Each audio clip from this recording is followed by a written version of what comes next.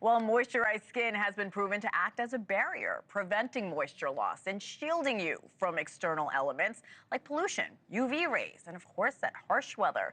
Joining us now is Dr. Doris Day, a board-certified dermatologist. Dr. Day, such a pleasure to meet you. Thank you for coming on. Thanks for having me. So we're talking about the cold weather. There are so many tips and tricks. It's hard to know what's right, what's wrong for your skin type. As a dermatologist, what's your go-to method to keep your skin hydrated and avoid being dry altogether? Well, one is to not insult it more. So we can't do much about the cold, dry air outside or the heat that you come into on the inside. But if you do things like get a humidifier for the bedroom and add some moisture into the air, avoid long, hot showers that are going to pull the natural oils out of your skin. And as soon as you get out of the bath or shower, pat your skin dry and use a rich emollient moisturizer. You want to avoid lotions in the winter because they're more water than oil, and they'll dry off your skin and actually pull water out with them. So if you're going to go through all the effort of hydrating, use something that's going to lock in moisture into your skin.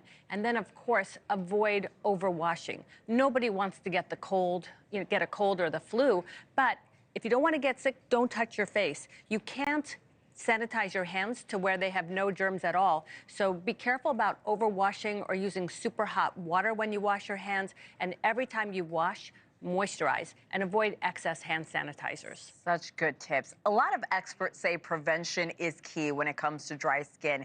If neglected, how quickly could things turn for your skin? Well, the older you are, the drier you get. And the further away from the face, the drier you get. So if your legs are super dry, they can be itchy. Your skin is not intact, and you have increased risk of infection. If that infection gets into the blood, that could be a very serious infection that would require going to the emergency room or having IV antibiotics. And it does happen. It's something called cellulitis, and that can happen from just something like a break in the skin or super itchy skin and scratching it. So your skin is a barrier. It has its own immune system. Just keeping that barrier intact and healthy will go a long way in protecting you against breakouts, infections, itchiness, dryness, and that discomfort of the dry winter and the flakes that go with it that can sometimes be unsightly and embarrassing. I get very, very itchy, so that's a really good advice. You mentioned using a heavy moisturizer. What else can we do to keep our skin hydrated in the winter? So it is really from the outside. Your outer layer is a dead skin cell layer. So you could drink all the water you want, and it's good to do that because it will hydrate and plump up your skin and hold water, which is great, but you need to protect it from the outside. So don't wear wool clothing or things that are going to irritate and cause more water loss from the skin. So if you're going to wear something like a wool sweater or something a little bit itchy or irritating, wear a cotton turtleneck underneath it.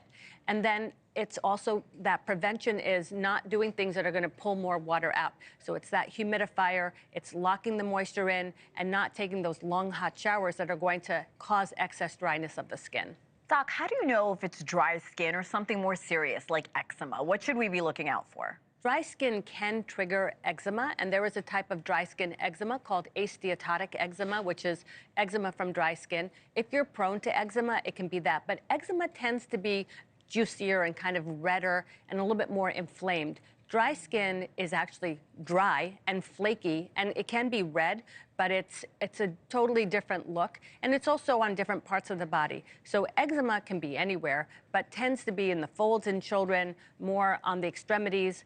But you can see your dermatologist. We'll tell you which one it is. And actually, in the end, we can treat them in a similar way. If you have dry skin that's itchy, or if you have eczema, we'll use a topical steroid to calm the skin down. So sometimes we can treat them in similar ways, even though they have different underlying sources. I want to ask you specifically about the scalp. How do you know when it's simply dry or it's time to see your dermatologist? Well, if you think it's just dry, use shampoos, conditioners designed for dry skin. If you still have itching and flaking and it progresses, or if you have thick plaques, that could be seborrheic dermatitis, or it could be psoriasis of the scalp even, or other conditions. So if it doesn't resolve and you've done common things and you've given it a reasonable amount of time, which I think is typically about 2 weeks, then see your dermatologist, because we can prescribe prescription products, whether they're topical steroids or antifungal shampoos, things that are going to minimize inflammation and itchiness of the scalp and help you take care of it right away. And most of the things we prescribed are fine if you color your hair